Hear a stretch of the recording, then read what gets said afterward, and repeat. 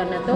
Lalabas tayo and then we go to the place kung saan yung ritual bath. Ipapakita ko kung saan sila nagsulat. And especially doon sa mountain kung saan natagpuan ang Dead Sea Scrolls. Exciting! Are you excited? Excited? Okay. Another cinema. Libre pala cinema rito.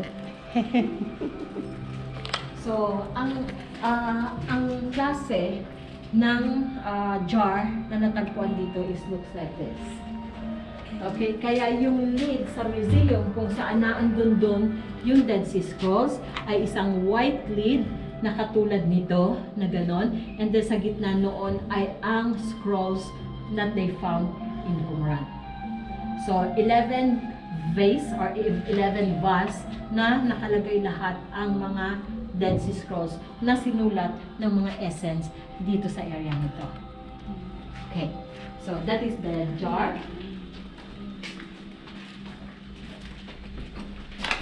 This is the one of the sample kung ano yung itsura ng city of Qumran at paano sila nabuhay dito sa area nito. And the ritual bath is like this. So lahat ng mga gamit nila is nakabalot sa white linen or parang sako. And then with the leather shoes, papasok sila sa isang daan. Okay? So ang ibig sabihin, madumi pa sila when they dip to the water dito sa kabila, and then aakyat sila sa kabilang side. So this is the ritual bath or ang tinatawag nilang mikveh. So kung mapapansin natin dito, yan, di ba? To cleanse me in your Holy Spirit. And by the Spirit of the holiness which link him with his truth, he is cleansed of all his sin. So bakit si Jesus Christ binaptize? At bakit kailangan nating mag-renew ng baptismal? Because we need to renew and cleanse para makabalik or makuha natin spiritually ang pangangailangan ng isang tao. So, kaya may tinatawag na renewal of baptismal.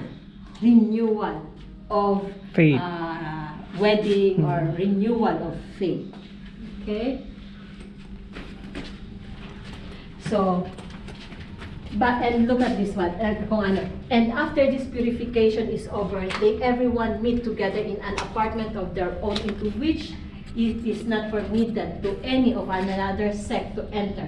While they saw after the pure manner into the dining room as into the certain holy temple. Bakit? Kasi sila, once na nag-purify na sila, ang ibig sabihin, they are forbid na magkaroon ng connection sa unclean person. So, sa isang room, kailangan, dahil Dead Sea Scrolls yun, dahil sa libro yun or sa scrolls na binabasa sa temple, only ang high priest ang mag-a-allow kung sino ang pwede pumasok at magsulat sa loob ng room na dapat na pinagtatrabaho ng mga taong nagsusulat or na translation, yung nagduduplicate ng scrolls. So, yan. And then look at this one.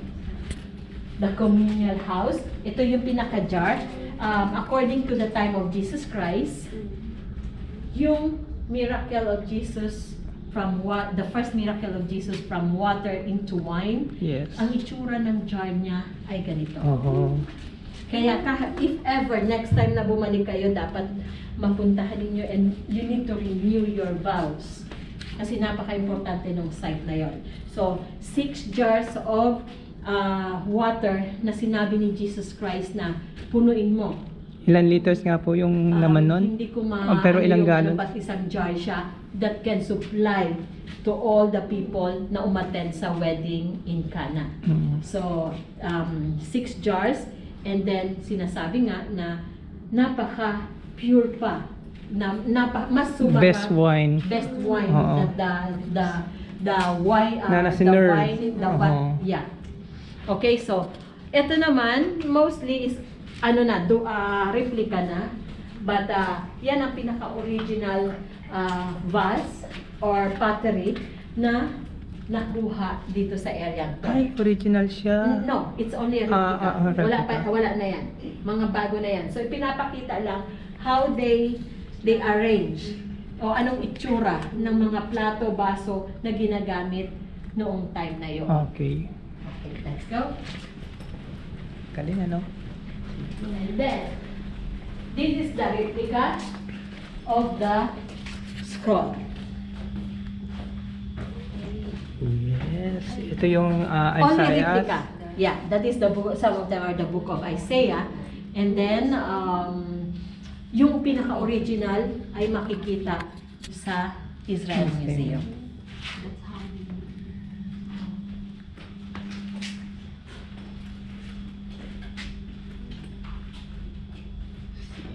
Writing the scrolls. Ano ito rito? Sky blue. Hindi siya makita. Actually, madilim. Sabihin nyo lang kung ang bilis ko ha. Ay, sige. Tama na. So, ito yung original fragments na nakuha dito sa area nito. Kaya ang nasa gitna yan ay ang sandals. Okay. Yun naman yung measuring cup. Oo. Yung comb, yung suklay.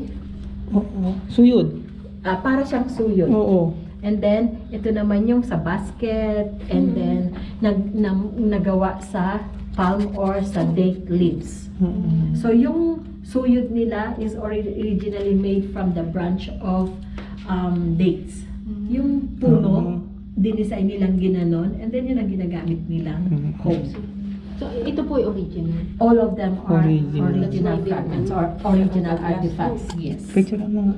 Yeah. Para mag